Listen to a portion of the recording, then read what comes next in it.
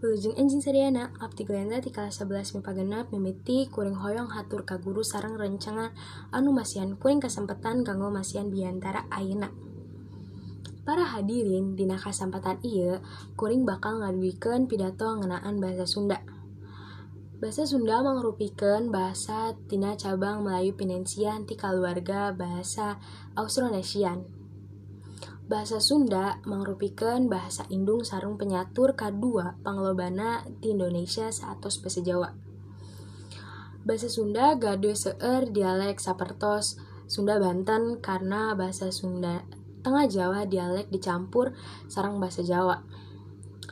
Basa Sunda biasa diucapkeun di belah kulon Pulau Jawa, di daerah anu katelah Tatar Sunda atawa Pasundan. Mimitina Sundana ditulis dina aksara Sunda anu mangrupakeun salah sahiji naskah kaluarga Brahmi anu diturunkeun dina naskah Pallawa ngalengkungan Nasakawi. Panjajahan anu lumangsung ti Nusantara nyababkeun naskah Sunda kuno kaancam sareng diganti huruf Latin. Dina zaman ayeuna penggunaan basa Sunda mimiti ngirangan ngalangkungan waktos seueur nonoman anu dicicing ti Jawa Barat langkung resep nganggo basa Sunda tibatan basa Indonesia tibatan basa Sundana. Seueur-seueur upaya anu dilakukan ku pamarentah ngalangkungan pelajaran isi muatan lokal dina basa Sundana ku ngalancarkeun guru-guru basa Sunda.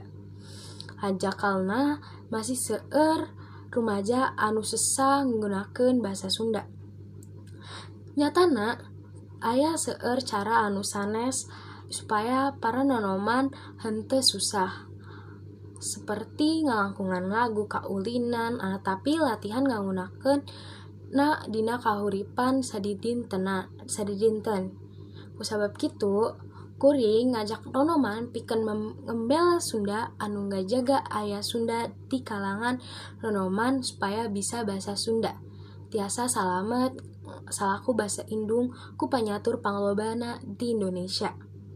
Dugi barudak sareng incu urang engke, sehingga budaya ti Indonesia oge bakal salamet.